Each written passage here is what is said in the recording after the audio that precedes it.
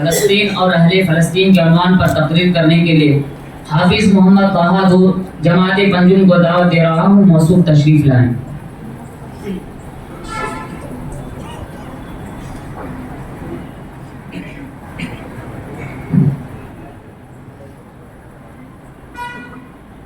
السلام علیکم ورحمۃ اللہ وبرکاتہ۔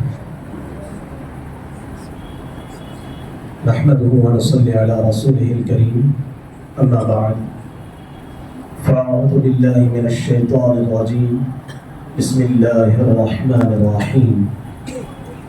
قال اللہ تبارک وتعالی ام لهم نصیب من الملک فاذا لا یؤتون الناس نقیرا ام يحسدون الناس على ما آتاهم الله من فضله فقد آتينا آل إبراهيم الكتاب والحكمة وآتيناهم ملكا عظيما فمنهم من آمن به ومنهم من صد عنه وكفى بجهنم سعيرا۔ وقال النبي صلى الله عليه وسلم لا تزال طائفة من أمتي يقاتلون على الحق حتى يأتي أمر الله، او كما قال النبی صلی اللہ علیہ وسلم۔ حضرات اساتذہ کرام و مہمانان عزت اور معزز ساتھیوں، میں اپنی خوش نصیبی پر رب العالمین کا شکریہ ادا کرتا ہوں کہ جس نے اس حقیر و ناتواں کو اعزاز بخشا کہ اس ارض مقدسہ پر روشنی ڈالو جس کا ذکر سیاسی لیڈروں، ادیبوں، مفکروں، دانشوروں، انشاء پردازوں، کالم نگاروں، مقرروں اور خطیبوں کی زبان زد ہے اور قرآن مقدس میں ارض مقدسہ کے ساتھ مذکور ہے۔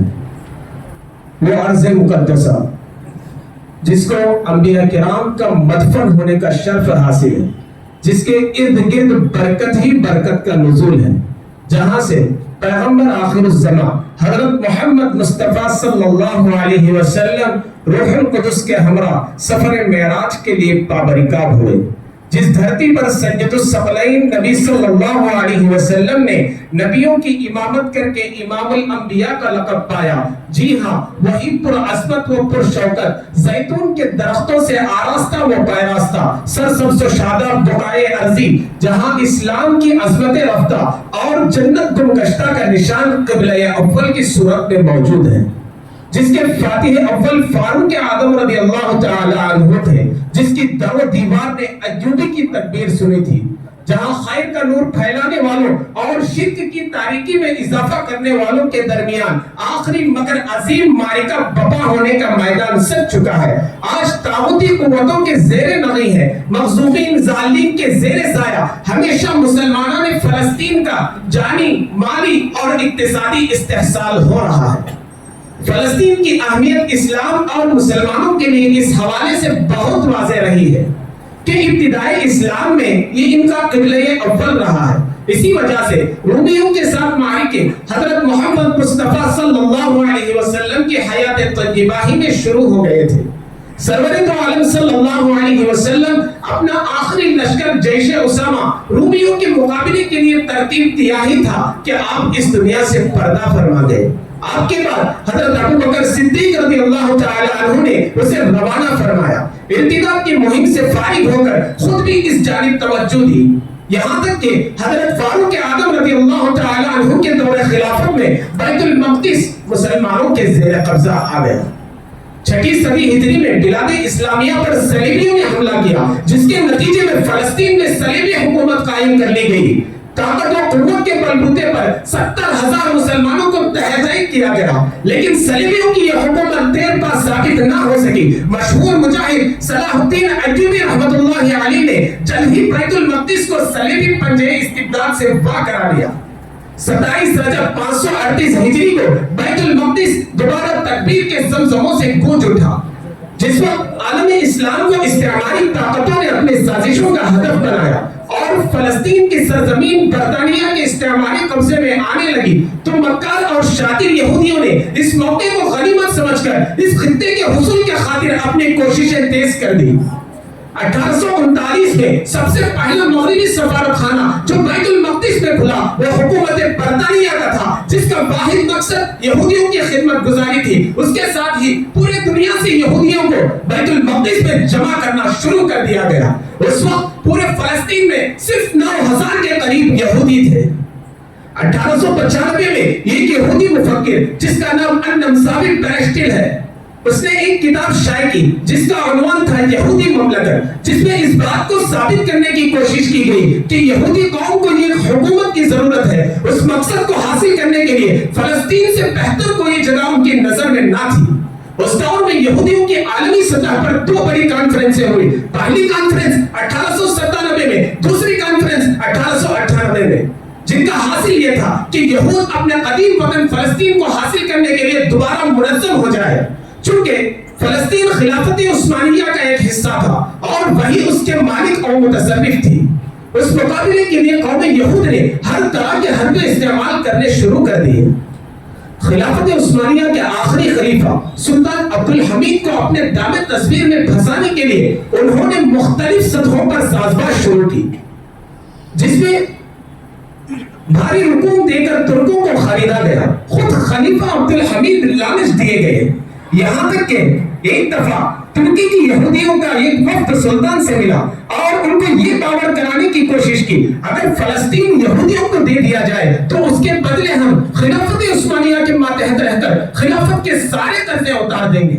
تو سلطان عبدالحمید نے جواب میں ایک تنکا اٹھا کر ان کو دکھایا، پھر فرمایا اگر تم فلسطین کا اتنا حصہ بھی لینا چاہو گے تو نہیں ملے گا.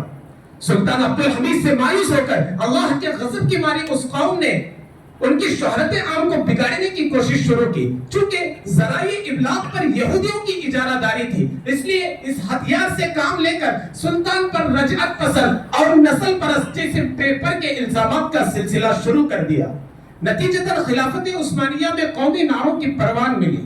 1909 عیسوی میں سلطان عبدالحمید کا انتقال ہوا تو گویا اس وقت سے اسرائیل کے وجود کی بنیاد پڑ گئی. چونکہ حکومت میں موجود سہولیت نواز لوگوں کا ایک ایسا طبقہ موجود تھا جو برابر یہودیوں کو فلسطین منتقل کرنے میں مدد دیتا رہا. یہاں تک کہ 1897 میں ان کی تعداد 50,000 تھی اور یہی تعداد 1912 میں 85,000 ہو گئی. اگر اپنوں کی کرم نوازیوں امت مسلمہ پر اپنوں کی مہربانیوں پر روشنی نہ ڈالیں تو ممکن ہے کہ بات ادھوری رہ جائے. سعودی عرب کے سعودیہ کے شریف مکہ کی نادانیاں، ترکی کی کمال اتاتürk کی ریشہ دوانیاں، مصر میں محمد مرسی کی حکومت کا خاتمہ، اخوان کے ہزاروں کارکنان کا قتل، جمال عبد الناصر کے ظلم و ستم، ایران کویت کی بے فائدہ و بے نتیجہ جنگ، شام میں حافظ الاسد اور بشار الاسد کا اقتدار کی لالچ میں ملک شام کو میدان جنگ بنانا، ایران میں خمینی انقلاب پر قتل عام اور ایک مخصوص طبقے کا تسلط، فلسطین کے قضیے میں ترکی کی اسرائیل کے ساتھ ٹرائننگ، سعودی عرب کا اسرائیل کے ساتھ نرم رویہ، کس کا رونا رویا جائے. بدقسمتی سے ہماری نا اتفاقی نے جو بے یقینی کی صورتحال امت مسلمہ پر طاری کی ہے، جس کی وجہ سے جو دشمنان اسلام کو فائدہ ہوا، وہ تاریخ کا ایک تاریخ ترین باب ہے. غزہ میں جنگ بندی یہ حماس اور اہل فلسطین کی فتح ہے، کیونکہ یہودیوں اور عالمی صلیبی صہیونی طاقتوں کا یہ خیال تھا کہ ہم چند ہی ہفتوں میں اپنے قیدی چھڑا لیں گے اور غزہ پر مکمل قبضہ کر لیں گے اور حماس کو ہمیشہ کے لیے ختم کر دیں گے اور جنگ بھی چند ہفتے میں ختم ہو جائے گی. جنگ لمبی ہونے پر یہودی کہتے تھے کہ ہم جنگ بندی ہرگز نہیں کریں گے، مگر اس سب میں سے وہ کچھ بھی حاصل نہیں کر سکے. بالآخر حماس کی قیادت سے اپنے قیدی چھڑانے کے لیے غزہ سے بتدریج انخلا اور جنگ بندی کا معاہدہ کرنے پر مجبور ہو گئے. اور میں اپنے آخری اشعار سے اپنی بات ختم کرتا ہوں. کبھی بارود بم گولی کے عادی ہو نہیں سکتے، کبھی بارود بم گولی کے عادی ہو نہیں سکتے، مسلمان جن کو کہتے ہیں فسادی ہو نہیں سکتے.